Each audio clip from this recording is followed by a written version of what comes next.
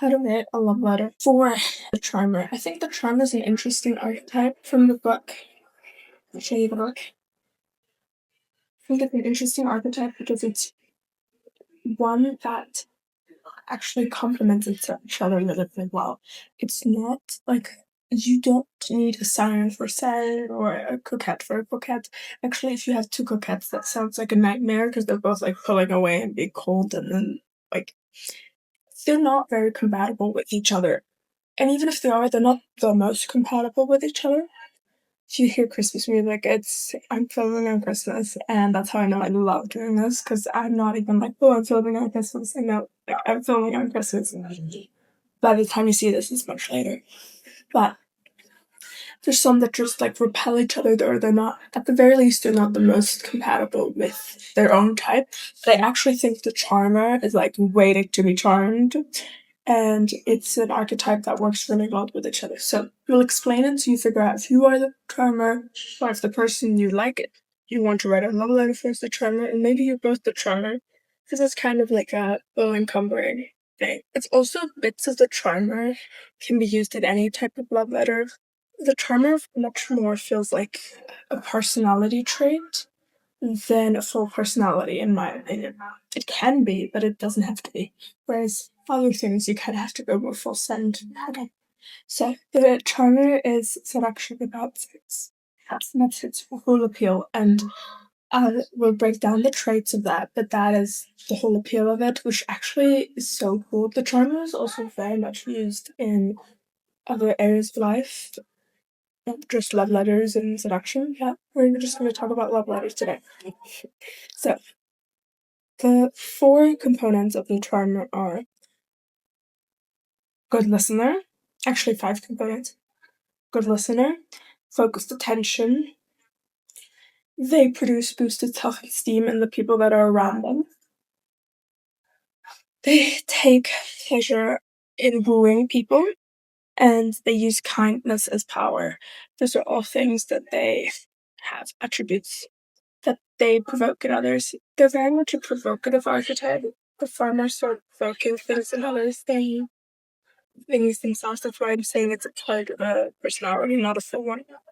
So we'll give you some examples of some famous ones if this is not done it yet and you're trying to figure out, okay, am I the charmer? Am I not? Is the person the charmer? Are they not? Some examples historically are, and at the moment are, Bill Clinton, Cleopatra, Frank Sinatra, and George Clooney. Maybe if I have extra time today, I'm going to leave some clips of them in here, well, the ones I can find. Cleopatra's going to be difficult, but how I think they exemplify that, because it's Christmas, so maybe I'm going to add some extra stuff to it. We'll see. So, how to construct a love letter. First, you might be thinking, how do I even know if I want to write a love letter? Why would I want to write a love letter? I've said this before. Love letters, you don't even have to send them. It's just a way of viewing someone and not taking them for granted. I think that's one of the few sad things about being human, unfortunately. We tend to take things for granted really quickly. We tend to stabilize. And that there's good aspects, but there's bad aspects for that. And I think love letters are a great reminder of yourself, why you love someone, even if you don't send them. You should send them. It's very cute. You don't have to send them. It's not something you have to do. Okay. Law 1. Make them the center of attention. Compliment who they are on purpose, not how they make you feel. What do I mean by who they are on purpose? They're not on purpose someone with blue eyes. They're not on purpose someone who has a short temper. They're not on purpose these things. It's the things that they're intentionally choosing in their personality. Are they really hard worker? Are they really disciplined? Are they really kind? All of the things that are active choices. And that varies from person to person. Some people, yeah, they take huge care of their hair, and that's a huge thing for them, so that would apply again. So it's a vague description because the answer can vary. Number 2. Be a source of pleasure is the highest after pain. So like dopamine rises in the body after pain. I think about that during every single workout class. Because if you really go hard, right after the workout class, you feel the best. You feel better than when you're just happy, because taking away of pain feels almost better than the existence of happiness. And usually the existence of happiness is in an indirect way anyway, the taking away of pain. Having money is the taking away of not having money, so to say. But how do you do that in a love letter? You give them a compliment on something they're insecure about. You don't need to give them a new compliment. You need to tap into something they're insecure about and compliment them. Now, this is the through line through all love letters. Don't lie. You should not lie. But there's usually something that someone's super insecure about, and you're like, what are you talking about? That's kind of the part which you can tap into. This taps into also love 5, which is make yourself useful. I put those two together because they work together beautifully. Number 3, don't create a fight or an argument. So basically be diplomatic or don't use words. So you're not trying to solve a problem. This is not the love letter to give hints. This is not the love letter for any of that unless it's done very diplomatically.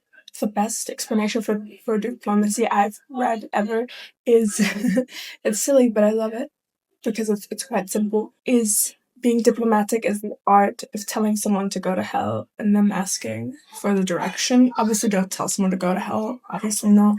Number 4, and I wrote number 3 twice, not in the sense of what I wrote. This is my number counting skills: 1, 2, 3, 3, 4, 5. Anyways, number 4, create ease and comfort. This is not the love letter to challenge them unless they find comfort in challenge. And that's why I want to know the person you're writing a love letter for, because it depends on who they are. Some people love a challenge. Some people seek that out immensely. And it's also interesting to see if they seek that out or not. Because there's some people who are super challenged in their career and then they don't want to be challenged anywhere else. And there's some people who are super challenged everywhere, but they love a challenge anywhere. It really depends on the person. And whatever number that is I wrote down, be calm. No anger or stress in this letter. This letter is interesting because it's a lot of taking things out instead of putting things in. I've given you a couple points of things to put in, but the main focus of this love letter is to take things out, is to erase things, is to put things away.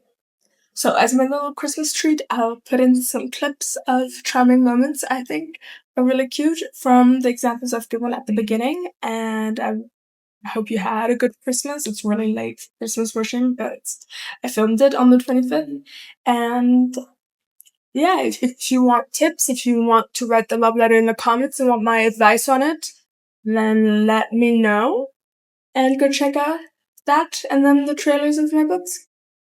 So this highlights really well the archetype being a good listener and not caring what they say next. Are you a question or an answer? The fools who think to stand alone with an idea is scary are the same that see comfort in the majority. But if the majority was right, no one would write. No one would think to raise a pencil to each of the new empty papers.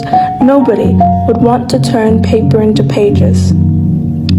Because the peace a writer searches for in a blank page would be found in the world. The discussion of right or wrong is subjective, yet, most of the time, the ideas we love would fade away as quickly as everybody else.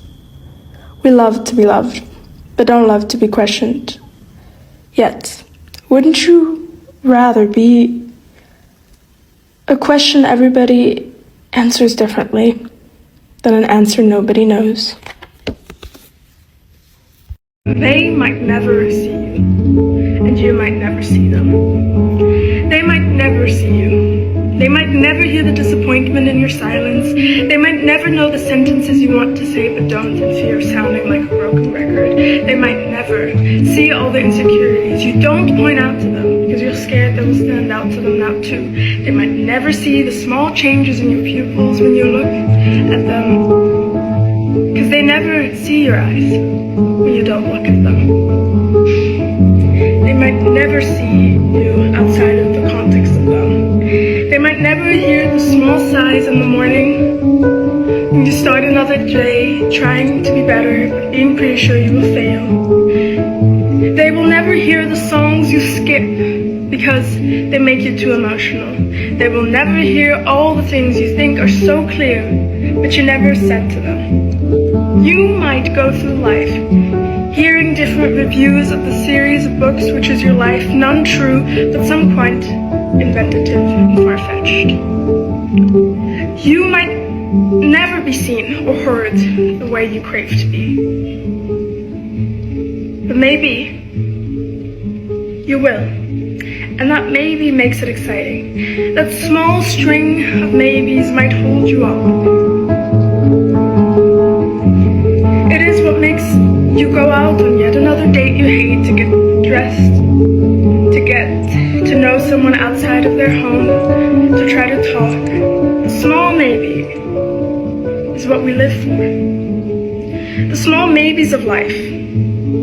Maybe I'll run into the love of my life. Maybe the career I love will love me back. Maybe this life is worth another try, she says, with a small but sharp sigh. So quiet that only another maybe could hear it. And maybe someday the two maybes turned their sighs into laughter and their ears into their most used part themselves. Who knows? Maybe. Even horrible things have to start. What's the point of trying if all I do is wrong? He thinks the second part of the sentence, why am I guilty until proven innocent? I am a New York journalist. My birthday is on the 24th of December 1994. I just turned 30. It's Christmas and I'm alone in all the ways a soul can be and a body cannot be. I am 1 meter 95, 58 centimeters. Or in feet, that's 6 feet 5 inches. I know I shouldn't be so exact. And to be honest, I'm not even such a numbers guy. But that's partially how the world has defined me. And since it's one of the few positive traits I get complimented on, I keep it close. Like a lonely woman and her Birkin. I swear I'm not as shallow as I sound, he says to his date, Annabelle, who clearly is just as annoyed at life as he is. They both do the first date angry tango. They both thought at least twice, well, you seem nice. Why are you still single? But what they actually ended up saying was, what do you bring to the table? He says. His date replies, nothing. We are at a restaurant, so last I checked, that's the waiter's job. Then she fell into a laugh so deep you would have thought she was a comedian who just hit a comedic home run.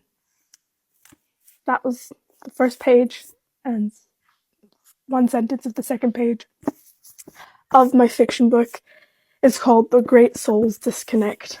If you also just look up my name, Anna Cobbler, I will put it here how to type it. Also, it's my username. You can check it out on Amazon. It's available on Kindle and hardcover. Look at this cover.